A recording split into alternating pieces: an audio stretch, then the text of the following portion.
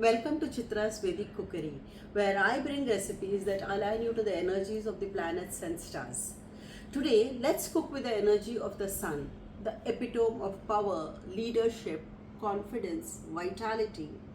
Have you seen some people just walk into a room and instantly grab attention? The silent authority, the inner glow. Sun also denotes the father figure in life, and career wise, job in the government, civil services, or politics. But wherever you are, the instant leadership is handed over. A weak sun makes you struggle with self esteem and instability. However, it's quite easy to stabilize the sun in your life. Sunbathe or sad sunrise every day for at least 20 minutes. Do Surya Namaskar. Spend some quality time with your father or father figure. Believe me, this heals many karmic wounds. Sun rules over wheat, red vegetables and fruits, jaggery, chilies, and aromatic spices like saffron, cardamom, nutmeg, etc. So let's go and prepare something with these items today. Another favorite Sunday item in our family is green peas katchori. Especially when it is the season, we make a lot of this. Otherwise, I have the habit of buying around 10-15 kilos, peel and store it in the freezer, so it lasts through the year. So these are fresh green peas which I have already boiled with a little salt. Boiled potatoes. This is enough for around one small one or medium to just to give the binding. Chopped onions, of course salt, chili powder, garam masala, and this is of course fresh coriander. To make the kachori outer layer, we have wheat flour. I don't use maida. Wheat flour with ajwain, a little bit of ajwain, and ghee, very important. So I will show you quickly how to mix the dough. There's a very important tip for it, which makes those crispy kachori which stay crisp for a long time to come. So we have 1 cup of atta, wheat atta, and we have a pinch of ajwain, a pinch of salt. That's it. Okay, now you mix this thoroughly, and you got to add ghee to it, not even oil. You add around 3 teaspoons of ghee. That's around 1 tablespoon.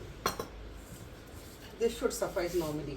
And you rub it into the atta and mix it thoroughly. See, like this till it gets a breadcrumb consistency. This is the important part. Then you get those super, I wouldn't even say crunchy, it is just melt in the mouth. And this comes only with ghee. Can you see the texture of the atta now? How it has become? And when you bind it, it's got to become a lump like this.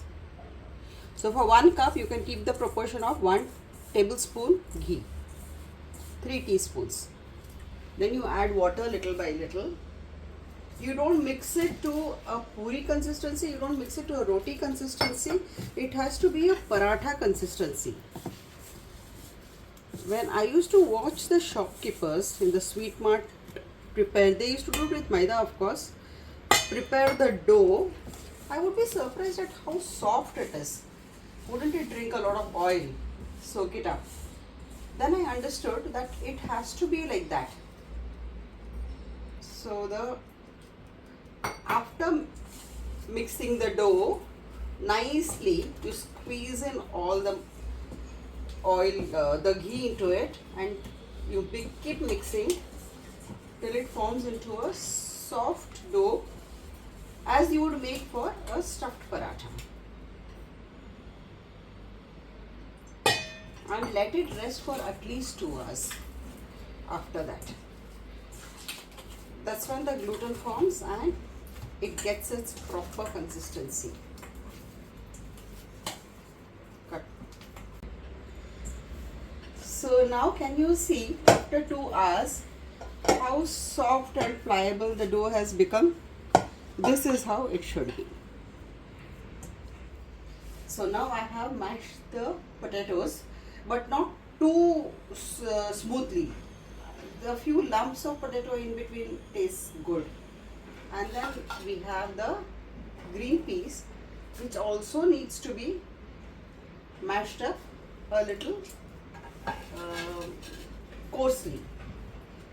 You should feel the peas in the filling. At the same time, the peas should not run around the place. So it should be slightly mixed up. Now, since these two are cooked, I add raw onions. This was the trick taught to me by a Punjabi friend of mine who said you need the crunch while we are frying or cooking it.